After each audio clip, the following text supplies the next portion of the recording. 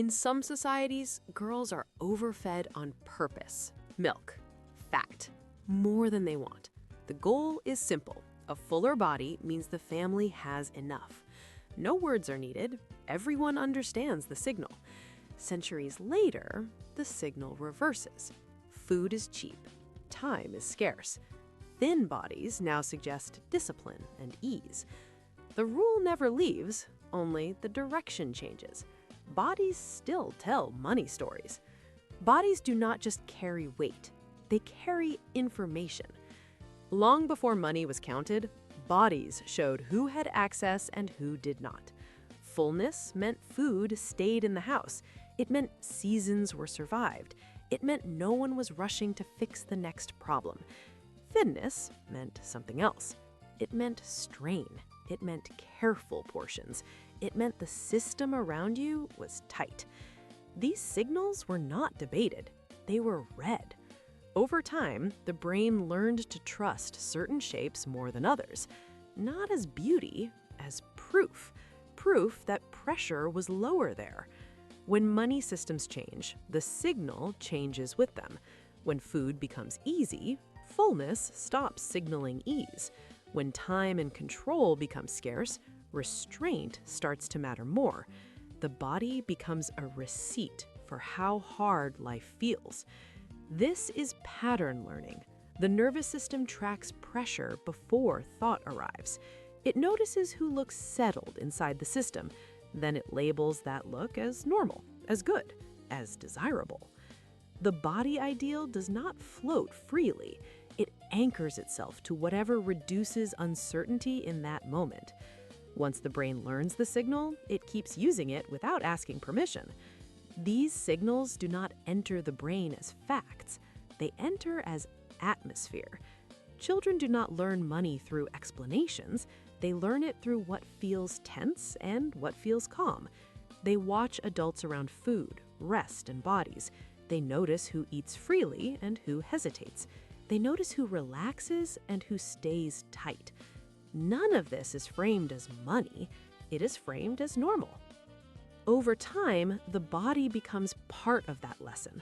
A fuller body can feel familiar in a household where food meant relief.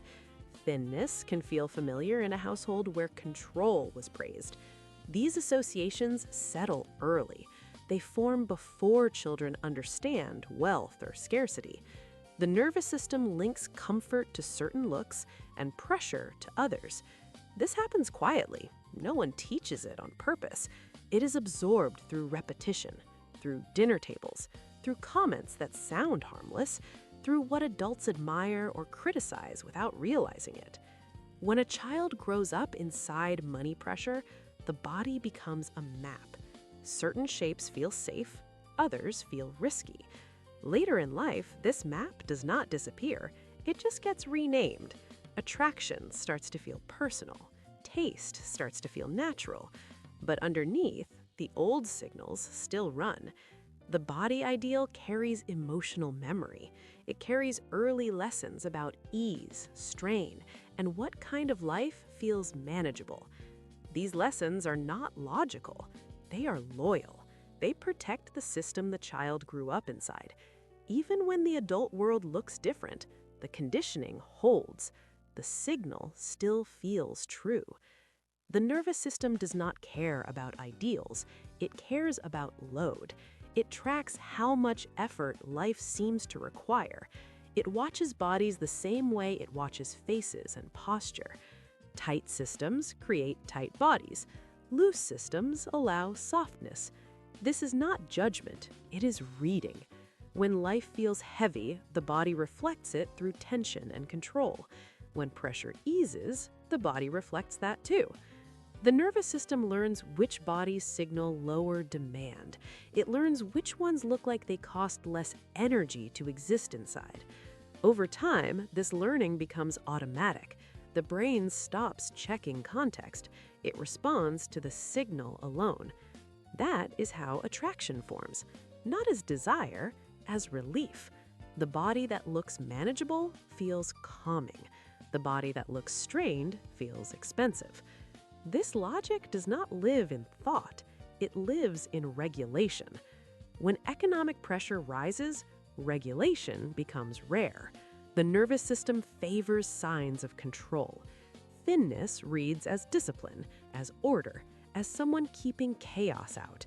When pressure drops, the preference shifts. Fullness reads as ease, as rest, as margin. The mechanism never changes, only the environment does.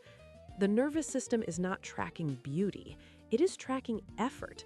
It is asking which body looks like life is lighter there.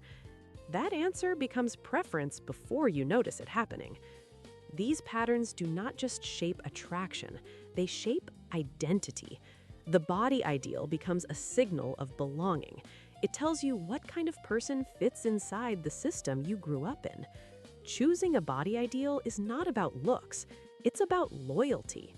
Loyalty to the pressure you learned to manage, loyalty to the version of life that felt familiar.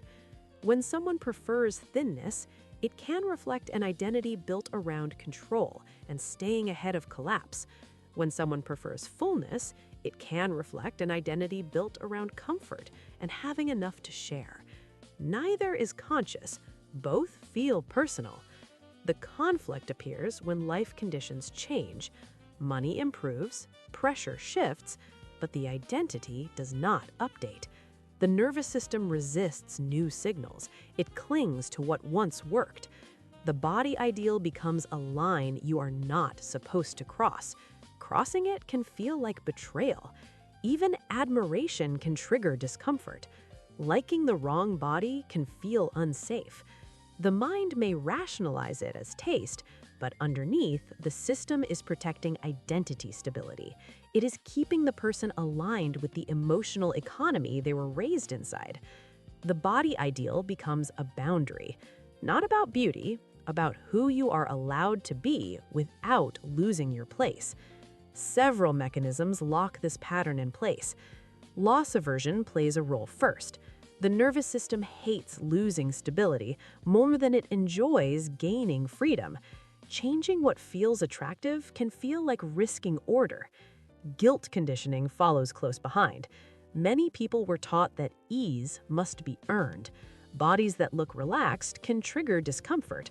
Bodies that look controlled can feel morally safer. Money dysmorphia deepens this effect. Just as people misread their financial position, they misread what bodies signal about effort and worth. A calm body can be read as lazy. A strained body can be read as responsible. These readings are emotional shortcuts. Money dysmorphia deepens this effect. Just as people misread their financial position, they misread what bodies signal about effort and worth. A calm body can be read as lazy. A strained body can be read as responsible. These readings are emotional shortcuts. Money dysmorphia deepens this effect. Just as people misread their financial position, they misread what bodies signal about effort and worth. A calm body can be read as lazy. A strained body can be read as responsible. These readings are emotional shortcuts. Money dysmorphia deepens this effect. Just as people misread their financial position, they misread what bodies signal about effort and worth. A calm body can be read as lazy. A strained body can be read as responsible. These readings are emotional shortcuts. Money dysmorphia deepens this effect.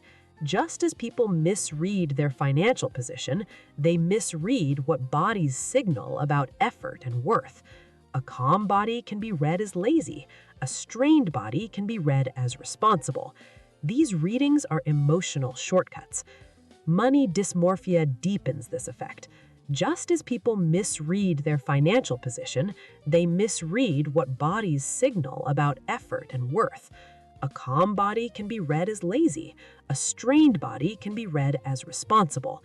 These readings are emotional shortcuts. Money dysmorphia deepens this effect. Just as people misread their financial position, they misread what bodies signal about effort and worth. A calm body can be read as lazy. A strained body can be read as responsible. These readings are emotional shortcuts. Money dysmorphia deepens this effect. Just as people misread their financial position, they misread what bodies signal about effort and worth. A calm body can be read as lazy. A strained body can be read as responsible. These readings are emotional shortcuts. Money dysmorphia deepens this effect. Just as people misread their financial position, they misread what bodies signal about effort and worth. A calm body can be read as lazy. A strained body can be read as responsible. These readings are emotional shortcuts. Money dysmorphia deepens this effect. Just as people misread their financial position, they misread what bodies signal about effort and worth. A calm body can be read as lazy. A strained body can be read as responsible. These readings are emotional shortcuts. Money dysmorphia deepens this.